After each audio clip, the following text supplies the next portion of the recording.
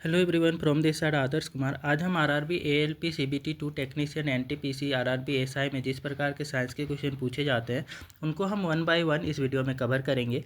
First question यहाँ से पूछा जा रहा है, अवतल लेंस को कहते हैं। ठीक है, अवतल लेंस को और किस लेंस के नाम से जाना जाता है वो आपको बताना है। ए बोला जा रहा है अभिसारी लेंस, बी है आपका क्या द्वि अवतल लेंस, और सी है अपसारी लेंस, और डी है इनमें से कोई नहीं। कौन सा यहाँ पे करेक्ट ऑप्शन होगा?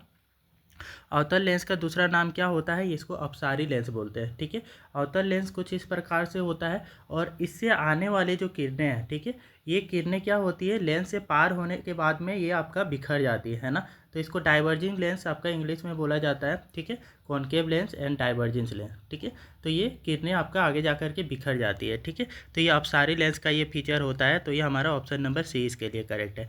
अगले क्वेश्चन में आते हैं। तो नेक्स्ट यहाँ पे पूछा जा रहा है उत्तल लेंस को कहते हैं। उत्तल लेंस को किस और नाम से जाना जाता है? ए बोला जा रहा है अभिसारी लेंस, बी आपका द्वि उत्तल लेंस, सी है अपसारी लेंस, और डी है इनमें से कोई नहीं। कौन सा ऑप्शन यहाँ पे करेक्ट है?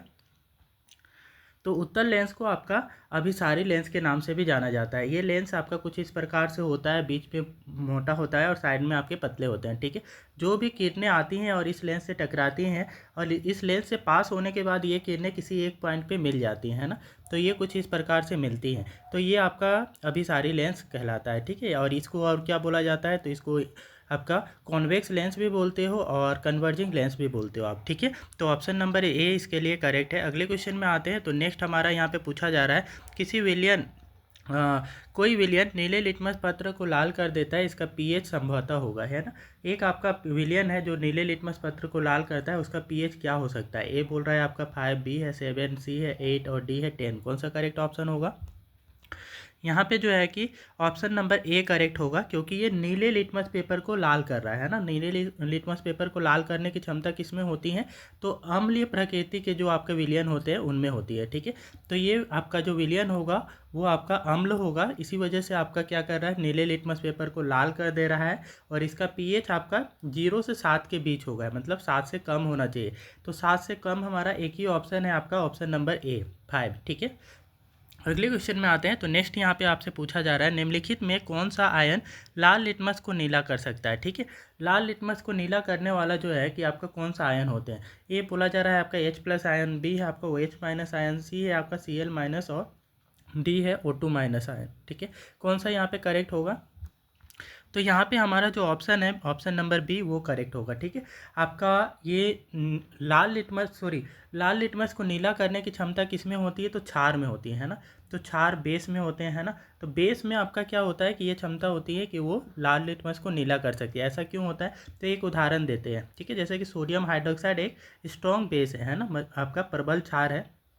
ये जब पानी में डालते हो तो ये क्या होता है, डिसोसिएट होता है, टूटता है Na+ और OH- में। ठीक है, और ये OH- की जो आपका आयन है ये आपका क्षारीय प्रकृति को दिखाता है। ठीक है, तो OH- आयन आपका क्षार में टूट करके बनता है, और यही आपका OH- आयन की वजह से आपका लाल लिटमस पेपर जो होता है वो नीले में कन्वर्ट होता है। ठीक है, तो ये क्षारीय प्रकृति की जो विलियन होंगे उनमें होता है। ठीक है, तो ऑप्शन नंबर बी इसमें करेक्ट है, OH- आयन।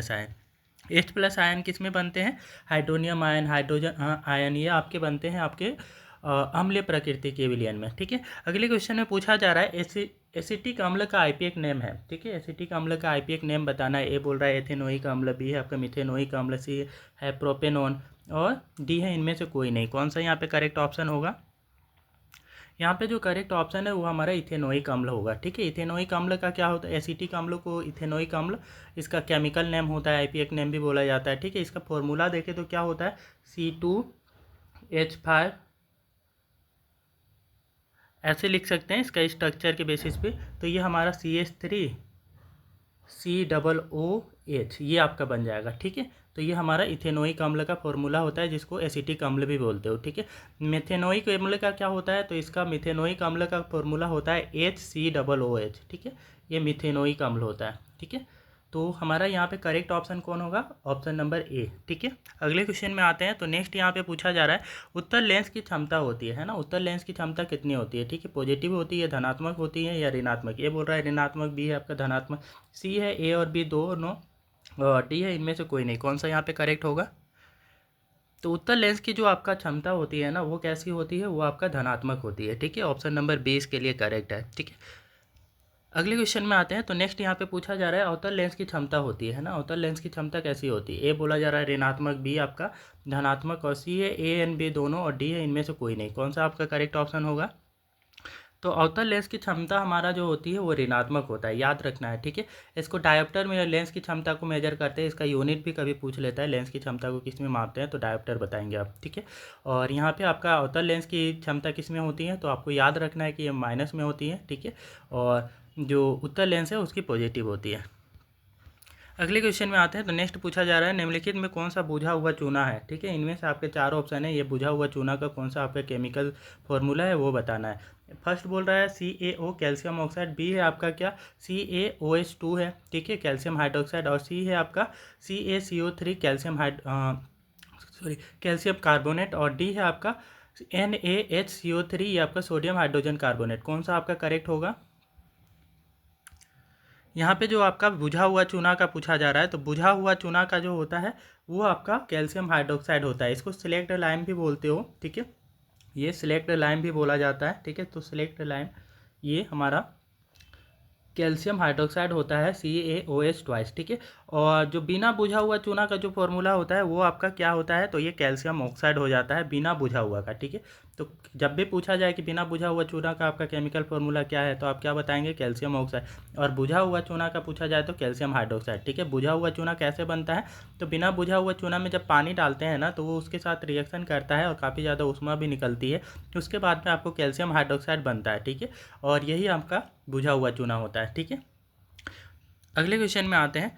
तो नेक्स्ट यहाँ पे पूछा जा रहा है निम्नलिखित में से किस विलयन का उपयोग दीवारों पर सफ़ेदी करने के लिए किया जाता है, ठीक है। तो कौन से विलयन का उपयोग जो करके आपका दीवारों पे सफ़ेदी की जाती है। ये बोला जा रहा है कैल्शियम हाइड्रोजन कार्बोनेट, और बी है आपका कैल्शियम हाइड्रोक्साइड, और सी है आपका सोडियम हाइड्रोक्साइड, और डी है कैल्शियम। कौन सा करेक्ट ऑप्शन है। यहाँ पे जो करेक्ट ऑप्शन है ऑप्शन नंबर बी है, कैल्शियम हाइड्रोक्साइड का यूज करके हम दीवारों में सफ़ेदी करते हैं, ठीक है। ये आपका चूना बिना बुझा हुआ चूना में पानी डालते हैं, ठीक है, और पानी डालने के बाद में उसको कुछ देर बाद छोड़ देते हैं तो ये आपका कैल्शियम हाइड्रोक्साइड जो बनता है उसी का उपयोग करके हम दीवारों में सफ़ेदी करते हैं, ठीक है।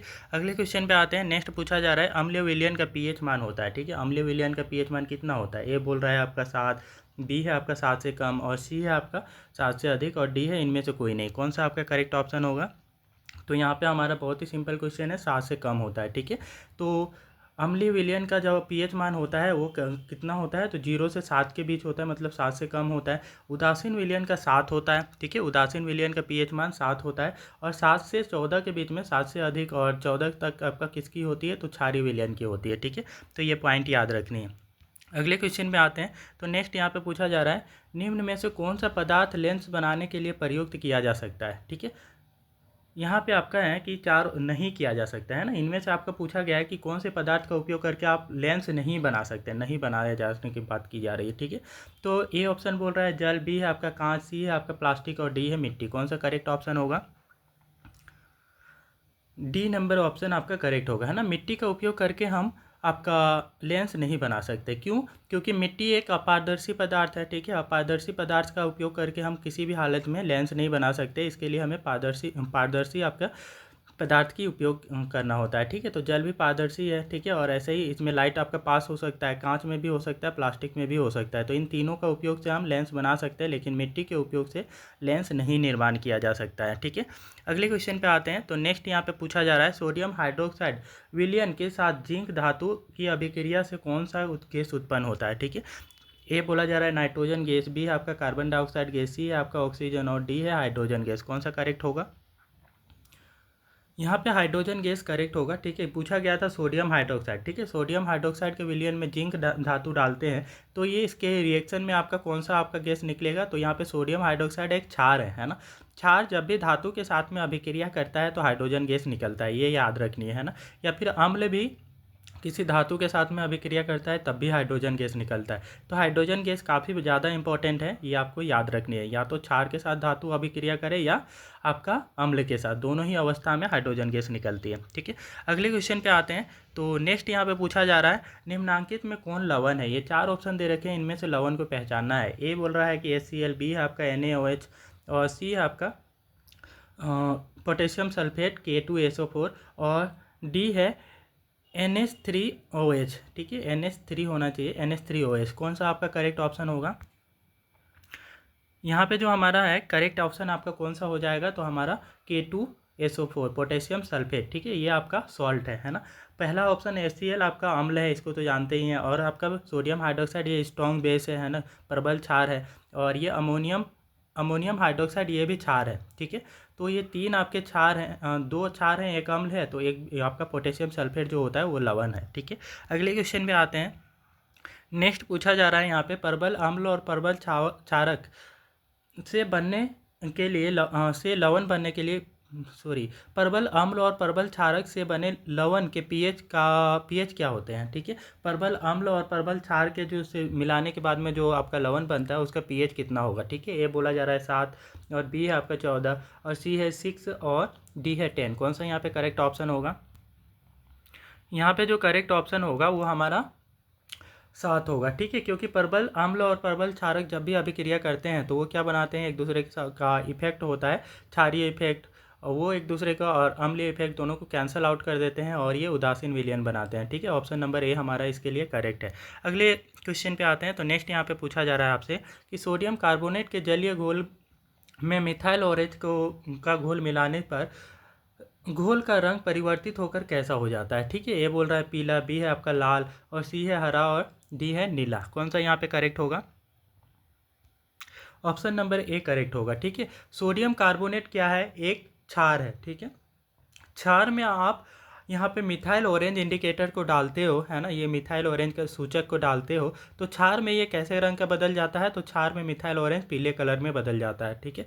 वही अम्ल में कैसे कलर में बदलता है? तो अम्ल में याद रखना है कि ये आपका लाल रंग में बदल जाता है मिथाइल ऑरेंज, ठीक है। तो दोनों ही आपको याद रखने हैं मिथाइल ऑरेंज का। अम्ल में कैसा रंग परिवर्तित होता है? तो अम्ल में आपका लाल हो जाता है, क्षार में ये आपका पीला हो जाता है, ठीक है।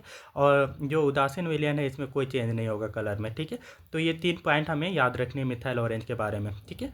और सोडियम कार्बोनेट एक आपका क्या है? क्षार है, इसलिए यहाँ पे पीला कलर हो जाता है। एक वीडियो आपको अच्छे से समझ में आई है तो कृपया वीडियो को लाइक करें, शेयर करें और चैनल को सब्सक्राइब कर लें।